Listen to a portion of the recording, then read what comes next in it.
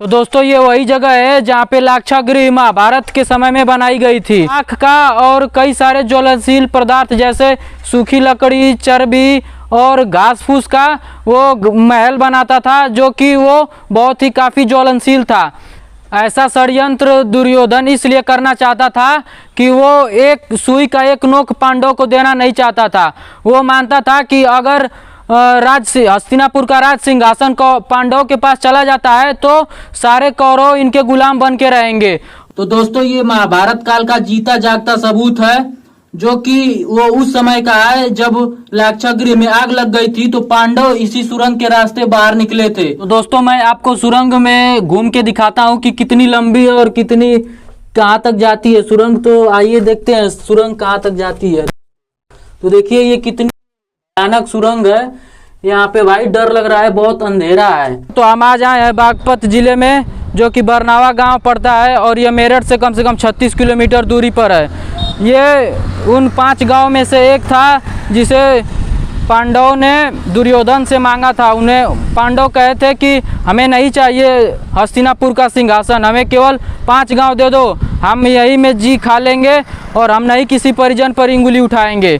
पर दुर्योधन चाहता था कि सुई के एक नोक बराबर नहीं देंगे, तो उन्होंने यहाँ लाक्षागृह बनवाई थी, जो कि लाख से बनाया गया था। वो किला था जिसमें षड्यंत्र के तहत पांडवों को यहाँ पे रहने के लिए बुलाया गया था।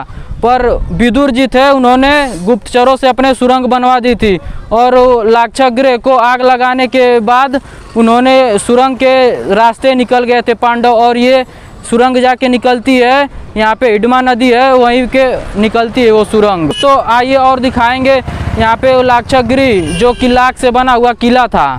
ये बहुत ही ऐतिहासिक गांव है जिसे युधिष्ठिर ने पांडवों से मांगा था। उन 5 गांव में से ये सब गांव आज मौजूद है यहाँ पे, जो कि आज के उनका नाम है सोनीपत, पानीपत, बागपत, तिरुपत और ये बरनावा। और ये बरनावा ऐसी जगह है जहाँ पर कौरवों ने यहाँ पे वो बनवाया था, लाक्षागृह बनवाया था, जो कि लाख का बनाया था, जिसे कौरवों ने पांडवों को षड्यंत्र के तहत मारने के लिए लाख का ग्रह बनवाया था। जो ये लाख भारत में, म्यांमार में और इंडोनेशिया, थाईलैंड में ये क्या नाम है लाख मिलते हैं। और ये लाख कई सारे पेड़ों पर उपजते हैं। ये एक प्रकार के कीड़े होते हैं और उनसे ही ये लाख बनता है। तो दोस्तों ये वही जगह है जहाँ पे लाक्षागृह महाभारत के समय में बनाई गई थी। यहाँ पे कौरवों ने षड्यंत्र के तहत एक लाक्षागृह बनवाई थी, जो कि पांडव यहाँ पे आए और कुछ दिन यहाँ पे रहे। तो ये चाल थी गांधार नरेश शकुनी की। उन्होंने एक शिल्पकार रखा था जिसका नाम पुरुचन था। वो लाख का और कई सारे ज्वलनशील पदार्थ जैसे सूखी लकड़ी, चर्बी और घास फूस का वो महल बनाता था, जो कि वो बहुत ही काफी ज्वलनशील था। ऐसा षड्यंत्र दुर्योधन इसलिए करना चाहता था कि वो एक सुई का एक नोक पांडवों को देना नहीं चाहता था। वो मानता था कि अगर हस्तिनापुर का राज सिंहासन को पांडवों के पास चला जाता है तो सारे कौरव इनके गुलाम बन के रहेंगे, और ये वो होने देना नहीं चाहता था। पर धृतराष्ट्र जो कि उसके दुर्योधन के पिता थे, उनसे जाके उसने बात कही थी अपनी। तो धृतराष्ट्र का मानना था कि हस्तिनापुर की सारी प्रजा पांडव को ही अपना राजा बनाना चाहती है, युधिष्ठिर को ही अपने राजा के रूप में देखना चाहती है। और ऊपर से भीष्म पितामह, जो कि एक बाल ब्रह्मचारी थे, उनका कहना है कि वो युधिष्ठिर को ही हस्तिनापुर का राज सिंहासन मिले।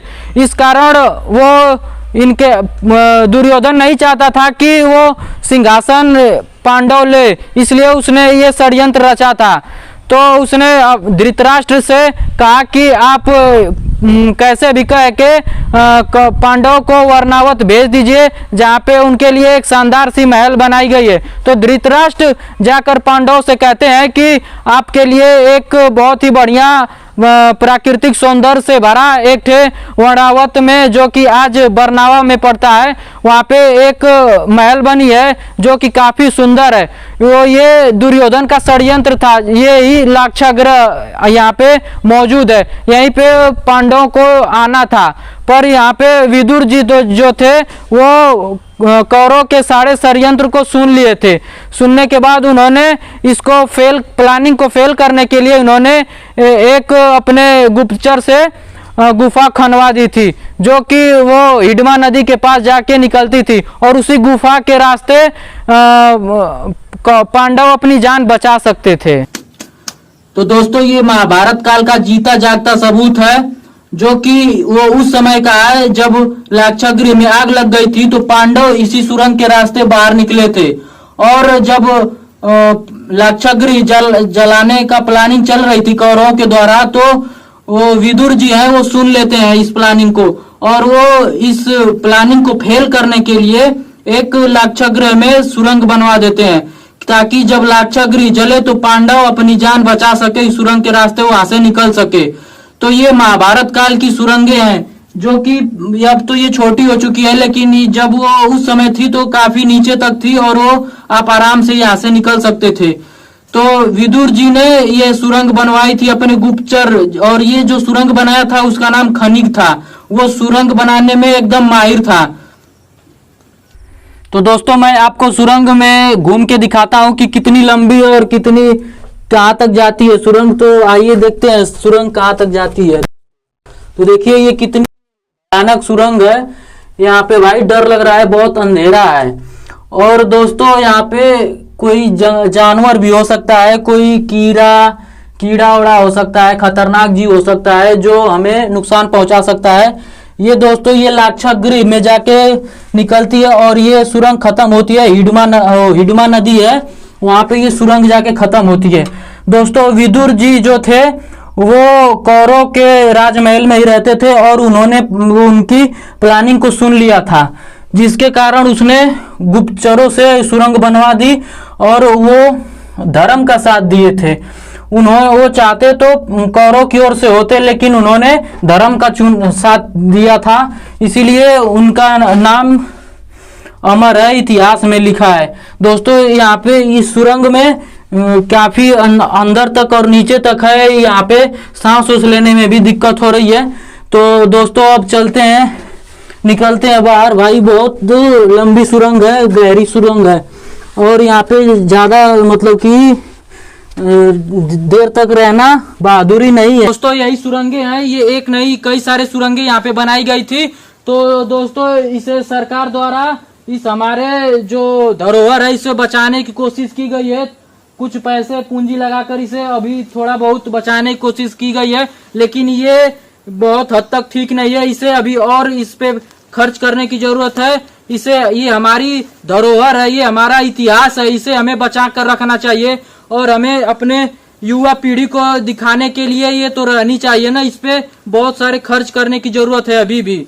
तो दोस्तों जब उस समय लाक्षागृह जल गया था तो कौरव सब समझ रहे थे कि पांडव सब उसी में जल के मर गए हैं, क्योंकि वहां पे एक भीलनी थी, उसके भी 5 बच्चे आए थे, वहां पे खाना खाए और तभी वो पांडव सब वो आग लगा दिए। वहां पे सबसे लास्ट में भीम जी ने आग लगाई थी और सभी पांडव निकल चुके थे। भीम जी ने आग लगा दी, उससे एक रात पहले ही आग लगाई थी, जिस दिन उनकी प्लानिंग थी, जिस दिन कौरवों की प्लानिंग थी उससे एक दिन पहले ही पांडव आग लगा दिए थे इस लाक्षागृह में और इसी गुफा के रास्ते निकल गए थे। तो एक दिन पहले आग लगाने के कारण उसमें उस लाक्षागृह में आयोजन हो रहा था, कई सारे लोग वहां पे खाने के लिए आए थे और वो सब जल गए थे। तो कौरव सोचे कि वो पांडव की ही लाशें हैं, पर वो पांडव तो इस गुफा के रास्ते निकल चुके थे। जब लाक्षागृह के जलने की बात हस्तिनापुर पहुंची तो कौरव में काफी उल्लास था, वो काफी खुश थे कि हमारे रास्ते का कांटा हट चुका है।